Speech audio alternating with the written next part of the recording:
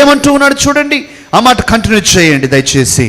మేము గోడ కట్టుచున్న సమాచారం విని సన్బలటు మిగులా కోపగించి రౌద్రుడై యూదులను ఎగతాళి చేసి సోమ్రోను దండువారి ఎదుటను తన స్నేహితుల ఎదుటను ఇట్లనెను, దుర్బలులైన ఈ యూదులు ఏమి చేయుదురు. ఇప్పుడు ఏం చేయటం ప్రారంభిస్తున్నాడు? తిట్టడం ప్రారంభిస్తున్నాడు. చూసారా, పరుషమైన మాటలు మాట్లాడేస్తూ ఉన్నాడు.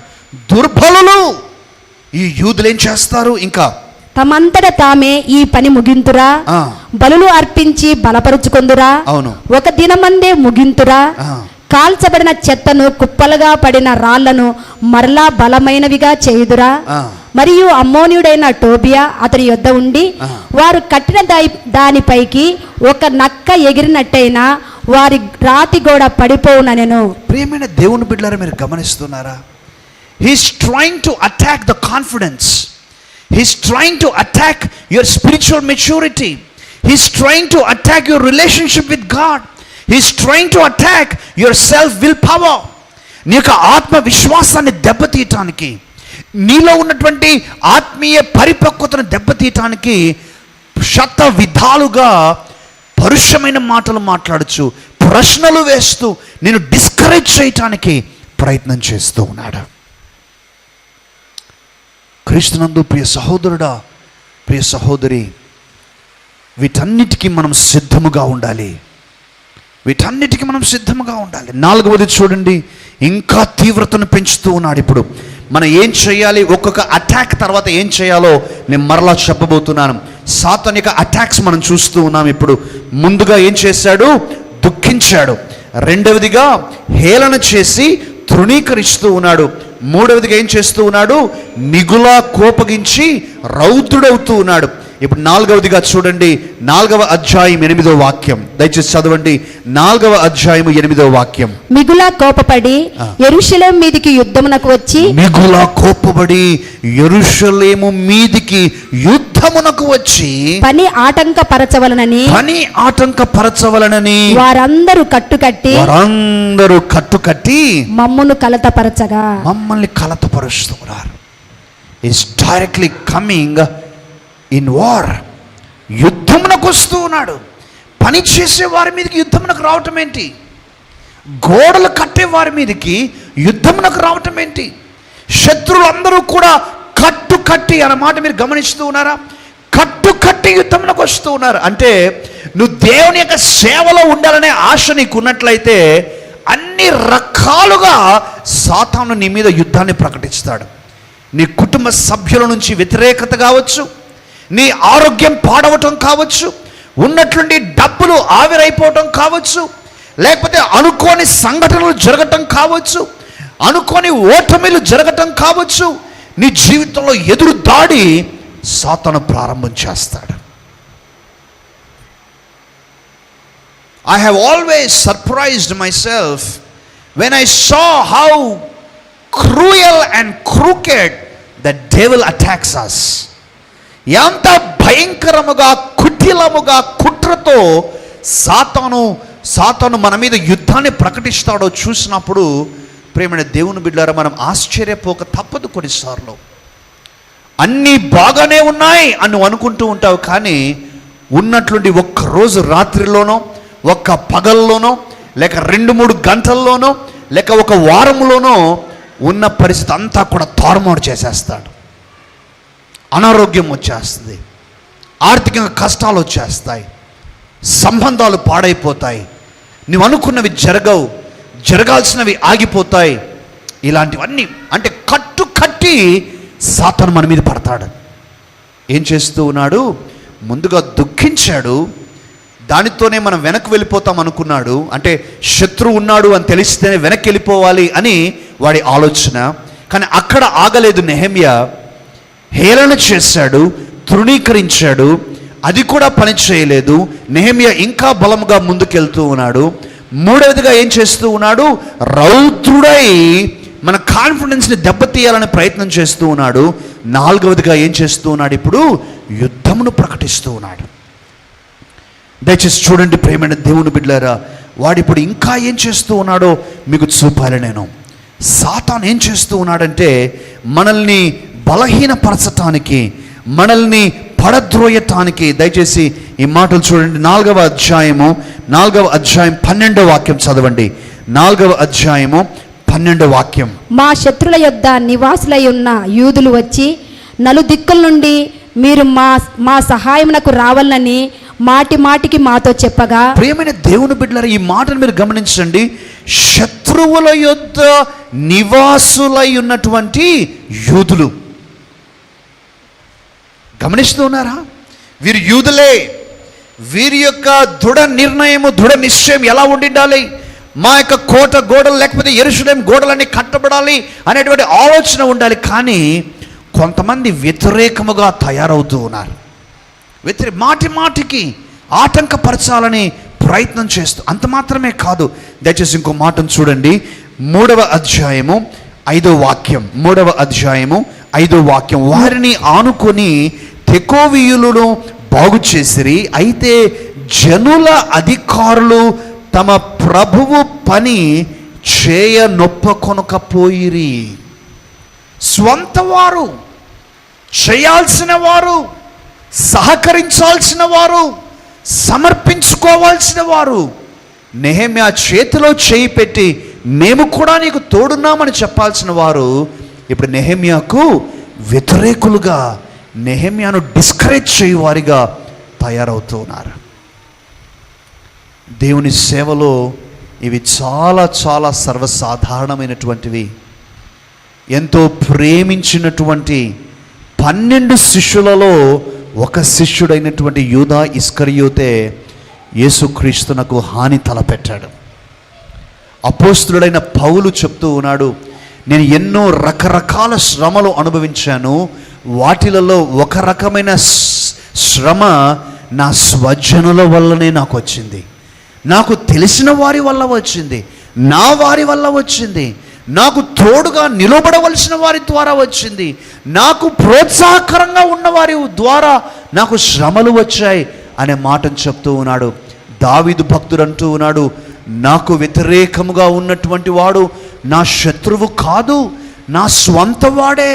నా స్వంత వాడు నాకు వ్యతిరేకంగా నిలబడి ఇప్పుడు నాకు వ్యతిరేకముగా పోరాటము చేస్తూ ఉన్నాడు. ప్రియ సహోదరుడా, ప్రియ సహోదరి, ఈ అవేర్నెస్, ఈ మేల్కొలుపు, ఈ జ్ఞానము మనకు లేకపోతే దేవుని సేవలో దేవుని కొరకు వాడబడలేము. నీవు ఎన్నో రకాలుగా ఆటంకాలు ఎదుర్కొంటావు. నీవు దేవుని సేవ చేయటము సాతానుకు సంతోషము లేదు, సాతానుకు ఆనందము లేదు. వాడు దుఃఖిస్తూ ఉన్నాడు. అంతటితో ఆగిపోకుండా రౌద్రుడైపోతూ ఉన్నాడు, కోపగించుకుంటూ ఉన్నాడు, నీకు వ్యతిరేకముగా పనులు చేస్తూ ఉన్నాడు. నిన్ను పడద్రోయాలనేటువంటి ఆలోచన వాడు కలిగి ఉన్నాడు. అయితే ఈరోజు దైవజనుడిగా నీవేం చేయాలో చెప్పబోతూ ఉన్నాను. సాతాను నీ మీద ఈ విధమైనటువంటి కుట్రలు, కుతంత్రములు, ఇటువంటి ప్రణాళికలు వేసినప్పుడు నువ్వేం చేయాలి? నెహెమ్యా ఏం చేశాడో మనందరం కూడా చూద్దాం. దయచేసి చూడండి.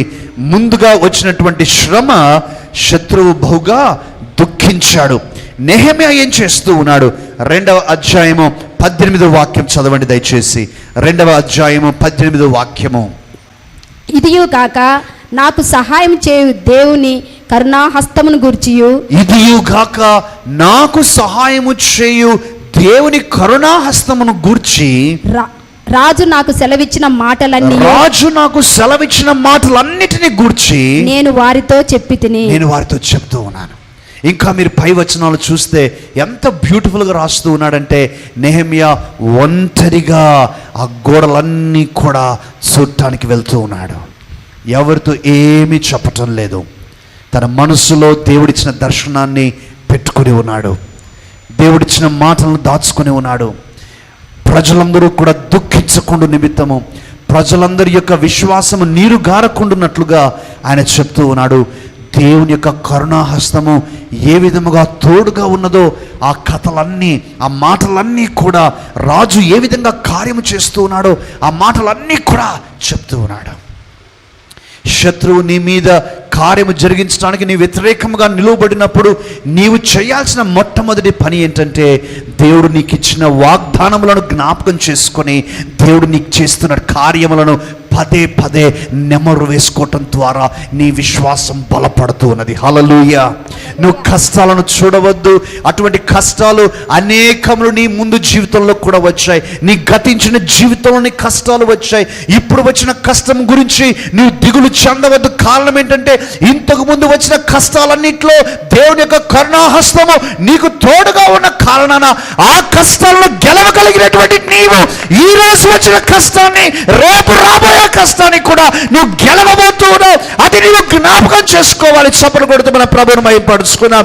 ఆ కష్టాలను గెలిపించగలిగిన దేవుడు మనకు తోడుగా ఉంటూ ఉన్నాడు. నువ్వు అది జ్ఞాపకం చేసుకోవాలి. నీకు వచ్చినటువంటి శ్రమ కొత్తది కాదు, నీకు వచ్చిన కష్టము కొత్తది కాదు. బహుశా ఇదే కష్టం వచ్చి ఉండకపోవచ్చు, కానీ ఇటువంటివి అనేకం నీ గత జీవితంలో వచ్చాయి. కానీ దేవుడు నిన్ను బలపరుస్తూ వస్తున్నాడు. రెండవ కష్టము, రెండవ ప్రణాళిక సాతాను చేసేది ఏం చేస్తూ ఉన్నాడు? అవహేళనగా మాట్లాడి వారి యొక్క ఆత్మవిశ్వాసాన్ని దెబ్బతీయటానికి ప్రయత్నం చేస్తూ ఉన్నాడు. ఏం చేస్తున్నాడు నెహెమ్యా? దానికి జవాబుగా ప్రియమైన దేవుని బిడ్డలారా, దయచేసి చూడండి 2వ అధ్యాయము 20వ వాక్యం మనం చదువుకుందాం. 19-20 వాక్యాలు దయచేసి చదవండి. అయితే హొరోనీయుడైన సన్బలటును, అమోనుడైన దాసుడగు టోబియా అనువాడును, అరాబీయుడైన గెసెమును ఆ మాట విన్నప్పుడు మమ్మను హేళన చేసి మా పని తృణీకరించి, మీరు చేయు పని ఏమిటి? రాజు మీద తిరుగుబాటు చేయుదురా అని చెప్పిరి. అందుకు నేను, ఆకాశమందు నివాసి అయిన దేవుడు, ఈ మాట చూడండి, ఆకాశమందు నివాసి అయిన దేవుడు తానే మా యత్నమును సఫలము చేయును గనుక, తానే మా యత్నమును సఫలము చేయును గనుక ఆయన దాసులమైన మేము కట్టుటకు పూనుకొనుచున్నాము. They are not stopping. సాతాను ప్రయత్నం చేస్తూ ఉన్నాడు ఆపివేయాలని, కానీ నువ్వు ఆగిపోవటమే సాతాను యొక్క విజయము. నెహెమ్యాకు తెలుసు. నువ్వు ఆగిపోతే సాతాను యొక్క విజయమే. కొంతమంది అంటూ ఉంటారు, ప్రియ సహోదరుడా సహోదరి, కొంతమంది అంటూ ఉంటారు, ఈ పలానా కష్టం వచ్చింది బ్రదర్, అప్పటి నుంచి నేను దేవుని సేవ చేయటం ఆపివేశాను. ఈ పరిస్థితి మా కుటుంబంలో కలిగింది, అప్పటి నుంచి నేను ప్రార్థన చేసుకోవటం ఆపివేశాను. ఇదిగో నా జీవితంలో ఈ పరిస్థితి రాగా నేను దేవుని చేతుల్లో వాడబడ్డం ఆగిపోయింది. ప్రియమైన దేవుడు బిడ్డలారా, సాతాను కోరుకునేది అదే. నీవు ఆత్మీయంగా పడిపోకపోయినా దేవుని సేవలో ఆగిపోవటమే సాతాను కావాల్సింది. కానీ నెహెమ్యా ఏం చేస్తూ ఉన్నాడు చూడండి, తను ఆగిపోవటంలా, కష్టం వచ్చిందని తను ఆగిపోవటంలా ఏమంటున్నాడు? మేము కట్టుటకు పూనుకొనుచు ఉన్నాం. We're starting now, we're proceeding, we're not taking back. మేము వెనక్కు వెళ్ళటం లేదు. సాతాను ఎంత కష్టముగా ప్రేమైన దేవుని బిడ్డలారా మనకు వ్యతిరేకముగా వచ్చినా అంతే బలముతో మనం ముందుకు వెళ్ళిపోవాలి. మూడవదిగా చూడండి ప్రేమైన దేవుని బిడ్డలారా, ఆయన శత్రువు 4వ అధ్యాయం 1వ వాక్యములో మిగుల కోపగించి రౌద్రులై ఎగతాళి చేసినప్పుడు నెహెమ్యా ఏం చేస్తూ ఉన్నాడు? ప్రేమైన దేవుని బిడ్డలారా, 4వ అధ్యాయము 6వ వచనం దయచేసి చూడండి. 6వ వచనం చదవండి. అయినను పని చేయుటకు జనులకు మనసు కలిగి ఉండెను గనుక, పని చేయుటకు జనులకు మనస్సు కలిగి ఉండెను గనుక మేము గోడను కట్టుచుంటిమి. అది సగం ఎత్తు కట్టబడి ఉండెను. కట్టబడి ఉండెను. సాతానేమో ప్రయత్నిస్తూ ఉన్నాడు, శత్రువేమో ఆపేయాలని ప్రయత్నిస్తూ ఉన్నాడు. కానీ నెహెమ్యా మాత్రం ఒక రాయి తర్వాత ఒకటి, ఒక రాయి తర్వాత ఇంకొకటి, ఒక రాయి తర్వాత ఇంకొకటి పెట్టుకుంటూనే ఆయన కొనసాగుతూ ఉన్నాడు. ఎంత రౌద్రుడై, ఎంత ఎగతాళి చేసినా, ఎంతగా తన యొక్క ఆత్మవిశ్వాసాన్ని దెబ్బతీయాలని ప్రయత్నించినా తన దర్శనాన్ని కోల్పోవటం లేదు. దేవుని యందు తన నమ్మకాన్ని కోల్పోవటం లేదు. దేవుని యొక్క వాగ్దానాల విషయంలో ఏమాత్రం సన్నగిలకుండా దేవుని పని కొనసాగిస్తూ సగము గోడను కట్టేసి ఇంకా ముందుకు వెళ్ళిపోతున్నాడు. వావ్! అందరూ చెప్పండి, చేయెత్తి చెప్పండి, దేవా ఇటువంటి ధైర్యమును నాకు దయచేయండి. దేవా ఇటువంటి సమర్పణ నాకు దయచేయండి. ఆమేన్. నువ్వు ఆగిపోవద్దు సహోదరుడా సహోదరి, నీ జీవితంలో ఆగిపోవటము సాతాను యొక్క విజయము. దయచేసి ఆగిపోవద్దు. నువ్వు ప్రాక్కుంటూ అయినా, కుంటివాడిగా అయినా, నీ కష్టమున్నా, నువ్వు కన్నీరు కార్చుకుంటూ అయినా కూడా నువ్వు దేవుని సేవలో మాత్రం ఆగిపోవద్దు. కొనసాగటమే సాతానుకు చెంప దెబ్బగా నీ జీవితంలో ఉంటున్నది. హల్లెలూయా. నువ్వు కొనసాగాలి. You should proceed in your life. You should not stop in your life. Sanballat, Tobiah, Geshem, Nehemiah యొక్క కాన్ఫిడెన్స్, నెహెమ్యా యొక్క బలము, నెహెమ్యా యొక్క ఆత్మీయ స్థిరత్వాన్ని చూసి ప్రియమైన దేవుని బిడ్డలారా వారు ఆశ్చర్యపోతూ ఉన్నారు. ఇంత ప్రయత్నం చేస్తూ ఉండగా నెహెమ్యా ఎందుకు ఆగిపోవటం లేదని ఇంకా ఇప్పుడు ఏం చేస్తూ ఉన్నారు? అందరూ కూడా కలిసి కట్టుగా యుద్ధమునకు వచ్చేస్తూ ఉన్నారు. నాలుగవదిగా యుద్ధమునకు వస్తూ ఉన్నారు. కానీ నెహెమ్యా ఏం చేశాడు? దయచేసి చూడండి ప్రియమైన దేవుని బిడ్డలారా, 4వ అధ్యాయంలో దయచేసి చూడండి 8వ వాక్యం నుంచి మనం చదువుకుందాం. 8వ వాక్యం నుంచి. మిగుల కోపపడి అవును, యెరూషలేము మీదికి యుద్ధమునకు వచ్చి అవును, పని ఆటంకపరచవలనని వారందరూ కట్టుగట్టి మమ్మను కలతపరచగా అవును, మేము మా దేవునికి ప్రార్థన చేసి వారి భయము చేత రాత్రింబగళ్ళు కావలి ఉంచితిమి. రాత్రింబవళ్ళు మేము కావలి. ఇక్కడ 2 మాటలు చాలా ప్రాముఖ్యం. ఒకటి ప్రార్థన చేయటము, రెండవది కావలిగా ఉండటము. ప్రార్థన చేస్తూ ఉన్నారు. ఇంకా ఎక్కువ ప్రార్థన చేస్తూ ఉన్నారు. వారు ప్రార్థన చేస్తూ ఇప్పుడు they are staying alert in their life. వారిప్పుడు ఏమాత్రము కూడా అశ్రద్ధగా కానీ అలసత్వంతో కానీ ఉండకుండా వారు ఎంతో కావలిగా జాగ్రత్తగా వారు ఉంటున్నారు. ప్రియ సహోదరుడా, ప్రియ సహోదరి, ఈరోజు ఇదే మాట నేను సెలవిస్తూ ఉన్నాను. నీ జీవితంలో సాతాను కష్టాలు తేవచ్చు, నీ జీవితంలో సాతాను యుద్ధమునకు రావచ్చు, శత్రువు నిన్ను కలతకు గురి చేయవచ్చు. కానీ నీ ప్రార్థనకున్నటువంటి శక్తి సాతాను దగ్గర లేదు. సాతాను ముందు నీ శక్తి, నీ ప్రార్థన బలము చాలా గొప్పది.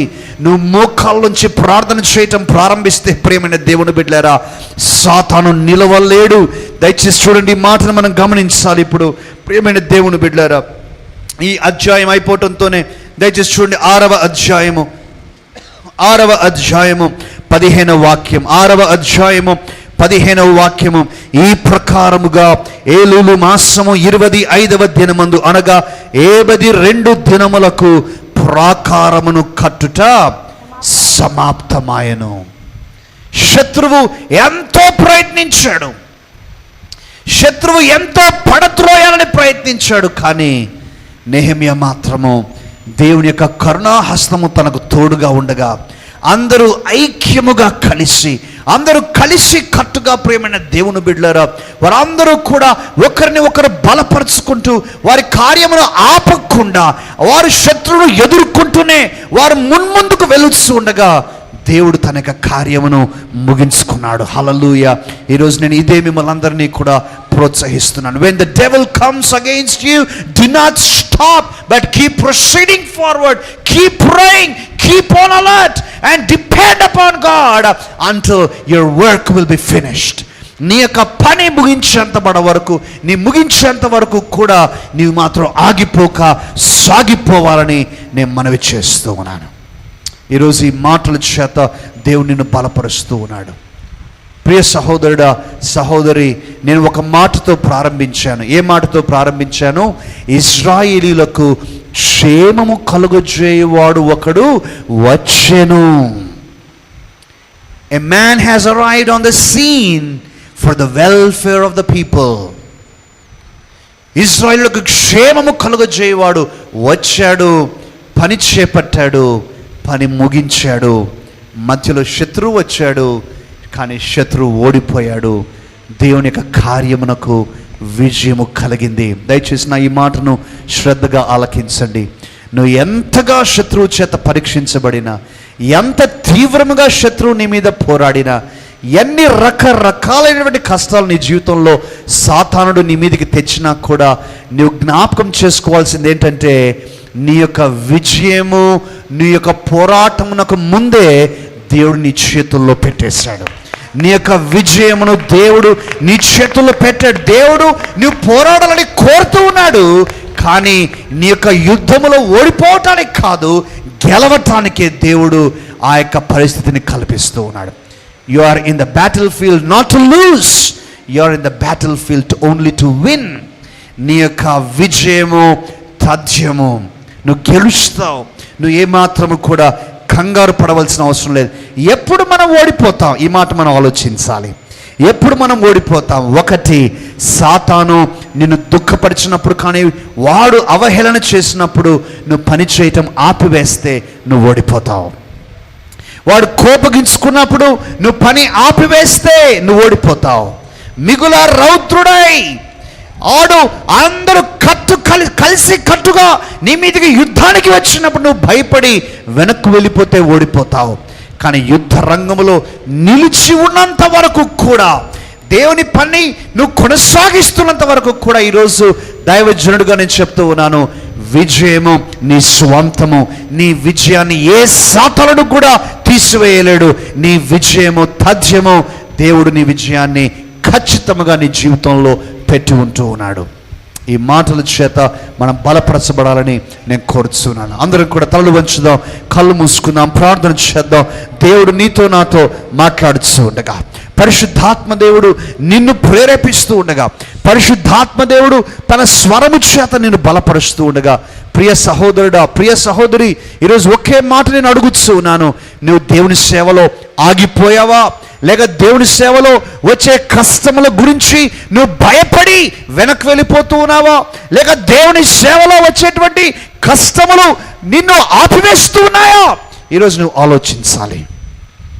నెహెమ్యా భక్తుడు ఎన్నో కష్టాలు అనుభవించాడు, ఎన్నో ఇబ్బందులు అనుభవించాడు, ఎన్నో ఆటంకాలు అనుభవించాడు. కానీ as long as he was connected to his God, as long as he was connected to God through prayer, as long as he had the promises of God within his heart, his victory was sealed. ఆయన యొక్క విజయంలో ప్రియమైన దేవుడు బిడ్డలు ఎవరు తీసివేయలేకపోతూ ఉన్నారు.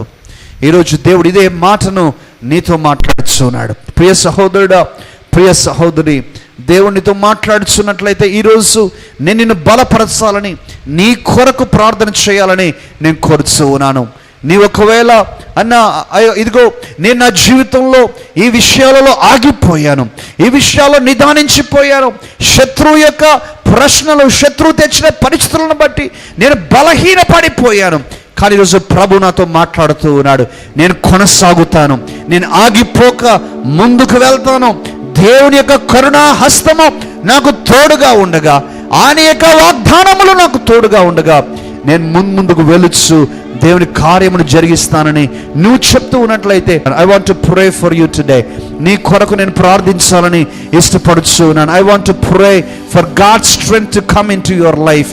దేవుని యొక్క బలము నీ జీవితంలో రావాలని నేను కోరుచు ప్రార్థన చేయాలని ఇష్టపడుచు. ఇంకా ఎవరైనా ఉన్నట్లయితే మీరున్న స్థలములోనే దయచేసి లేచి నిల్చొని మీ యొక్క ఆశను, మీ యొక్క సమర్పణను, మీ యొక్క కోరికను దేవునికి తెలియచేయాలని ఇష్టపడుతున్నాను. ఇంకా ఎవరైనా ఉన్నారండి? ఇంకా ఎవరైనా ఉన్నారు? దయచేసి మీరు లేచి నిలబడండి. ఇది మంచి నిర్ణయం ప్రియమైన దేవుని బిడ్డలారా. దేవుని సేవ కొరకు, దేవుని సేవలో ముందుకు వెళ్ళటానికి, దేవుని సేవలో గొప్ప కార్యములు జరిగించడానికి, దేవుడు నిన్ను వాడుకోవటానికి నువ్వు ఇష్టపడుతూ ఉన్నావు. దేవుడు నిన్ను బలపరుస్తూ ఉన్నాడు. ఇంకా ఎవరైనా ఉన్నట్లయితే దయచేసి లేచి నిల్చోవాలని నేను మనవి చేస్తున్నాను. I want you to stand up where you are and God wants to strengthen you today. దేవుడు ఈరోజు నిన్ను బలపరచాలని ఆశపడుతున్నాడు. ఇంకెవరైనా ఉన్నారా? నేను ప్రార్థించబోతున్నాను. Hallelujah, hallelujah. Thank you Father, thank you Father. O heavenly Father, thank you, thank you heavenly father.